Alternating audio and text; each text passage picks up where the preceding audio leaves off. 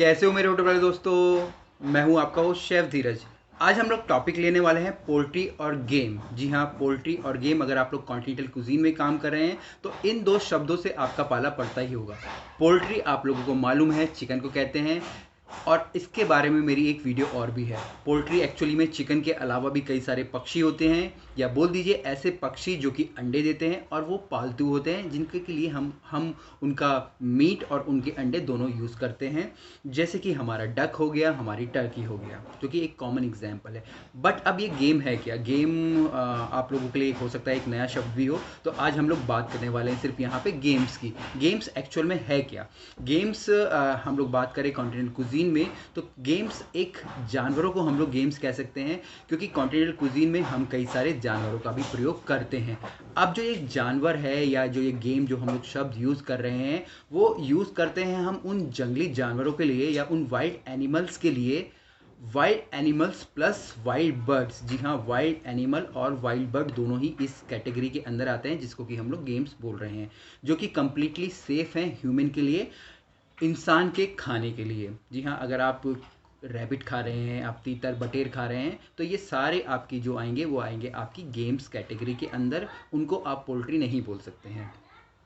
अब आपको मैंने बता दिया है कि अब ये जो गेम है वो हम लोग यूज़ कर रहे हैं शब्द जंगली जानवर और जंगली पक्षी के लिए, जिनका कि आप लोग शिकार करते हैं या होटल्स में मिलता है, और जो कि खाने के लिए कम्प्लीटली सेफ़ है ह्यूमंस के लिए।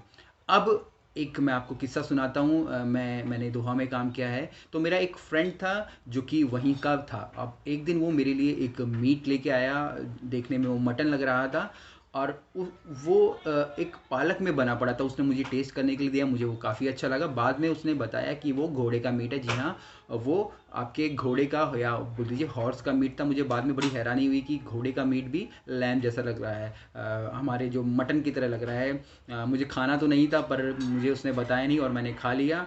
और देखिए किस तरीके से, अगर हम लोग हिंदुस्तान की बात करें तो हम सिर्फ यहाँ पे कुछ चीज़ खाते हैं, पर बाहर लोग अभी भी ये सारी चीज़ें का इस्तेमाल करते हैं।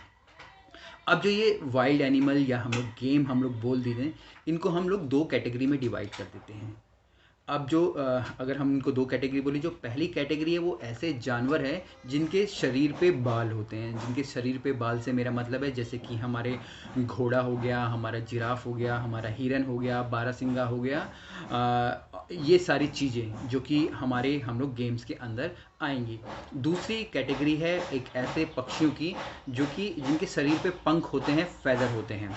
अब इनमें से आती है हमारी क्वेल, तीतर, बटेर, शतुरमुर्ग, और या फिर हमारी टर्की। या टर्की यहाँ पे मैं वाइल्ड टर्की बोल रहा हूँ, जो कि जंगल में मिलती है।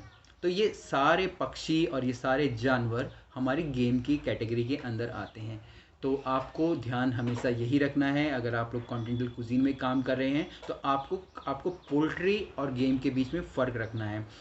कई मैंने शेफ्स ऐसे भी देखे हैं जो कि जिनको कि इनके बारे में मालूम नहीं होता, या फिर वो एक खरगोश को भी हम लोग बोल दें कि हम लोग एक पोल्ट्री के तौर पे ही मानने लग जाते हैं। पर ये दोनों की कैटेगरी बिल्कुल अलग है। अगर आप कभी भी टर्की पका रहे हैं इंडिया में, तो आप बोलेंगे कि मैं एक पोल्ट्री पका रहा हूँ। पर अगर वही टर्की आप एक जंगली टर्की आप पका रहे हैं, तो आप बोलेंगे कि मैं गेम पका रहा हूँ, क्योंकि गेम का मतलब होता है शिकार करना जंगली जानवरों का या जंगली पक्षियों का।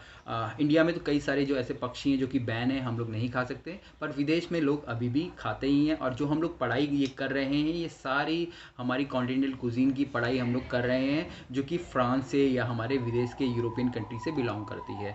उम्मीद करता हूँ आपको ये वीडियो अच्छी लगी होगी और आपको पोल्ट्री और गेम के बीच का डिफरेंस पता चल गया होगा, और आप इस वीडियो को ज़रूर दूसरों के साथ शेयर करेंगे, ताकि वो भी जान ले कि भैया गेम क्या है, खरगोश क्या है, जिराफ क्या है, घोड़ा क्या है, तीतर बटेर क्या है।